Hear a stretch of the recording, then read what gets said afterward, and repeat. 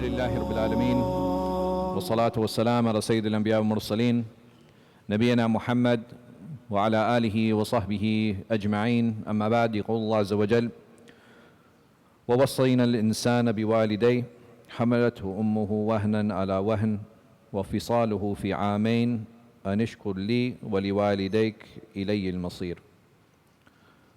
Allah subhanahu wa ta'ala, He tells us in this verse that we commanded people to be good to their parents. Their mothers carried them with strain upon strain, and it takes 2 years to wean them. Give thanks to me and your parents, all will return to me. Allah subhanahu wa ta'ala gives us a very important piece of advice here, and something for all of us to keep in mind, that I'm sure that we hear time and again. But Allah subhanahu wa ta'ala also tells us, فَذَكِّرْ فَإِنَّ ذِكْرَى تَنْفَعَ الْمُؤْمِنِينَ, that remind one another because the reminder benefits the believer. And from that reminder is the status of our parents. And for those whose parents are living, we ask Allah subhanahu wa ta'ala to protect and preserve them and give them health, ameen. And for those that have passed, we ask Allah azza wa jal to have mercy on them, ameen. But this ayah is one that really stands out for me for a few reasons. Allah azza wa jal, He tells us and He reminds us and He advises us, saying that I am telling you and reminding you about the importance of your parents, and specifically your mother. Because your mother, she strained herself not once when she carried us, but she strained herself when she delivered, and she strained herself caring for you. And for those of us that have children, we ask Allah subhanahu wa ta'ala to make them righteous and upright, ameen. We know that when they're young and when they're small babies, as a father, I can help, right? I can help a little bit. But at the end of the day, that child, he or she is going to want their mother. That nurturing, caring, the ability to feed, this is not something that I as a father can do. And it's very clear on why Allah subhanahu wa ta'ala has given that preference to that mother. And sometimes we forget as fathers the roles that our wives and our own mothers, they play in our own lives.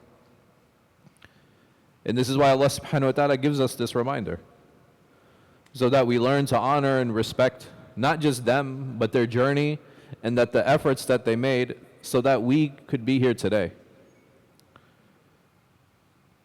And sometimes it can be hard. And sometimes we forget. Allah subhanahu wa ta'ala has allowed us as human beings to be forgetful. But this is why we have the Book of Allah, so that we know what is important and what to prioritize in our lives. And our mother should be a priority. And sometimes we forget. So what are some things that we should do? This wasiyah that He Azza wa Jal has given us, this reminder that He Azza wa Jal has given us, why is He telling us and what is He reminding us of? If He subhanahu wa ta'ala is telling us about this hardship and these difficulties that our mothers faced, why is He telling us and what is the expectation that He Azza wa Jal has from us, and what expectation should we have from ourselves? If we know that someone makes an effort for us, if we know that someone struggled for us, if we know that someone worked for us, I think it becomes very easy, especially if I'm receiving that reminder on what the purpose is and what the meaning is, and that's to be thankful, to be appreciative. And that's the least that we can do. Because the reality is that us as children, as sons, there's nothing we can ever do for our parents to repay them. I can't buy my parents a Hajj trip and say, oh, this will make up for you carrying me. I can't pray on their behalf and say, this will make up for you delivering me. I can't wake up one day and build a masjid on their behalf saying that this will take care of you feeding me and carrying me for those 2 years when I was unable to do anything. There's literally nothing we can do to repay them.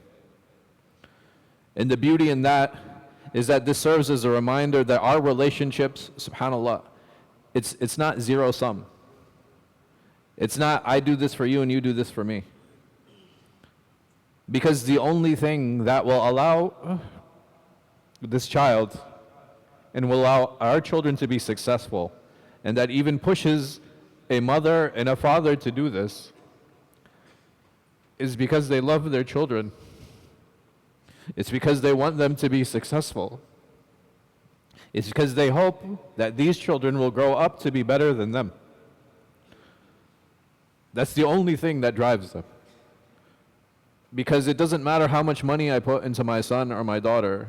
It doesn't matter how much I invest in them. There's no guarantee I'm going to get any of those things back.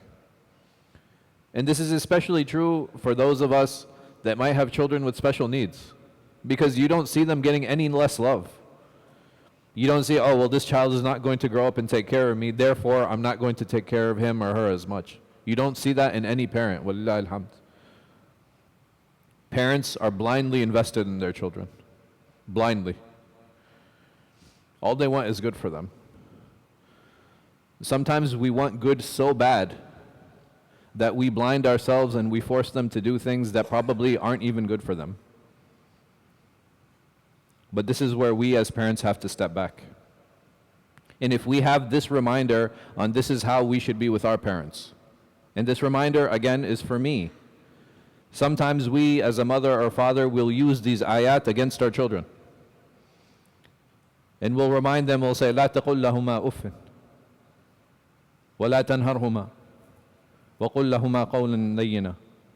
That be soft with us, be kind with us, be gentle with us.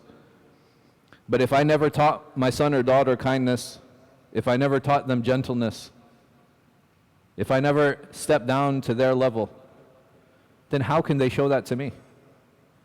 If I don't show my child love, then how can my child love me? And love doesn't mean spoiling. Love means showing them what's right and what's wrong. It means rewarding them when they do good and punishing them when they do something wrong. That's what love is. Because if I'm constantly rewarding my child and constantly giving him or her things, then what have I done? All I've done is created a spoiled brat, and then I get mad and say my child is spoiled. I promise that that child has not spoiled itself. And many of the actions and many of the things that our sons and daughters do, not all, but many of them, are because of my direct input as a father. If I am unhappy with my son, or some of us might even gotten to a point where I dislike how my son is, what do I do to fix it? Me. He's a child. He doesn't know better. Whatever input he's been given, that is the output that he's creating. So this idea of being thankful, in this idea of being tired, in this idea of investing, it never ends. Once I decide to have children, and that's a decision. We all decided to get married, and we all decided to have children.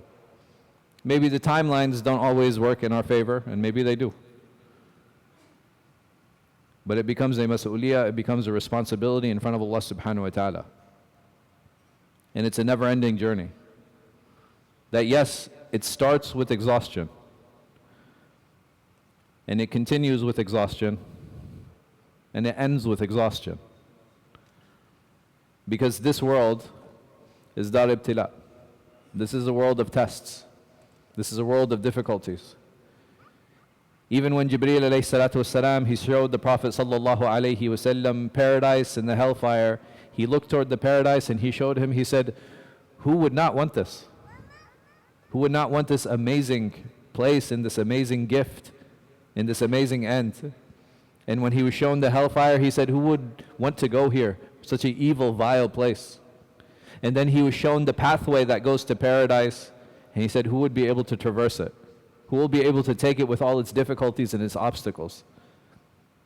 But we have to remember that it is only with adversity, it is only with difficulty, it is only with hardship that we learn to appreciate, and it's amazing how He Azza wa Jal has started off our life, for our mothers specifically, and our fathers secondly, with this difficulty in carrying, this difficulty in childbearing, and this difficulty in child rearing. So that we, yes, can use these ayat as reminders for ourselves when we are sons and daughters, but also a reminder for me as a parent on, okay, this is the difficulty that came out of it. What did I learn to appreciate? I as a parent, I as a father, I as a mother, what did I appreciate from the birth of my child? What did I learn? How did I grow? What did I contribute? What characteristics did I pass on? Did I teach my son or daughter to be brave, to be courageous, to be trustworthy, to be honest? And this is not dismissing the pillars at all. Yes, we have to teach them to fast and to pray and to read Quran. Those things, they're wonderful, and we should, and we have to instill them. But the journey doesn't stop there. That's just the beginning. If we want them to attain and achieve true taqwa, then that taqwa is going to manifest in honesty. It's going to manifest in kindness. It's going to manifest in courageousness. But we ask Him Azza wa Jal to make us upright and righteous parents. We ask Him Azza wa Jal to make us upright and righteous children. We ask Him Azza wa Jal to make us from those who are able to convey the message and to embody it and to make it one that we can pass on and create a legacy for ourselves and others. وأقول قولي هذا وأستغفر الله لي ولكم ولسائر المسلمين من كل ذنب وخطيئة إنه هو الغفور الرحيم.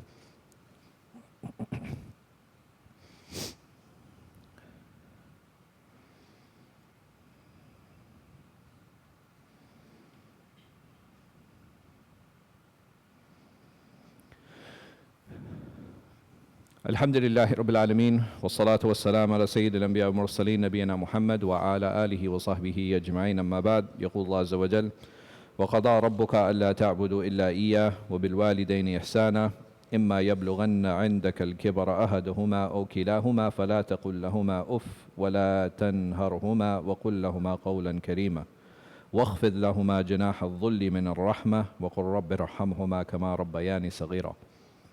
Allah subhanahu wa ta'ala, He reminds us in this verse that I'm sure many of us have parents, have memorized, that your Lord has commanded that you should worship none but Him, and that you be kind to your parents. If either or both of them reach old age with you, say no word that shows impatience with them, and do not be harsh with them, but speak to them respectfully, and lower your wing in humility toward them in kindness, and say, Lord, have mercy on them, just as they cared for me when I was little. And this idea of mercy being reciprocal, it's so beautiful. That if I want to be shown mercy, then I have to show mercy to others. Otherwise, there's no way that these relationships will perpetuate. There's no way for these relationships to grow. And if I'm harsh and I'm hard-hearted, then the one characteristic that I wanted for myself and to receive, I will never receive it because I never gave it to the one who should I have shown it to most to.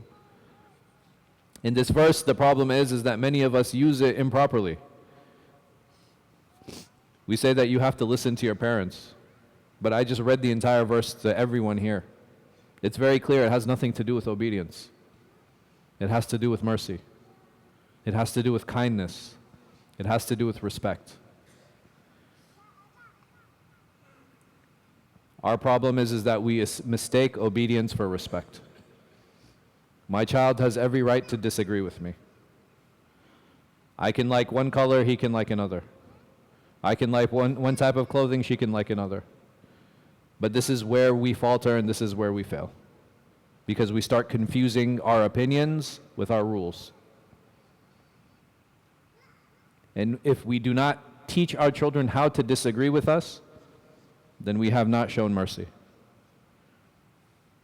Because essentially, what does every single one of us here want? All we want is a drop of Allah subhanahu wa ta'ala's mercy to reach us in some way, in some shape, in some form. If He Azza wa Jalla even accepts one deed from us, then we've lived a successful life. And the more that we put forward and the more that we try, the more opportunity there is for a single deed to even be accepted. But we ask Him Azza wa Jalla to have mercy on us. We ask Him Azza wa Jalla to have mercy on our children. We have a couple requests for dua. The first is for our sister Fatima, last name bin Quddur. May Allah subhanahu wa ta'ala have mercy on her.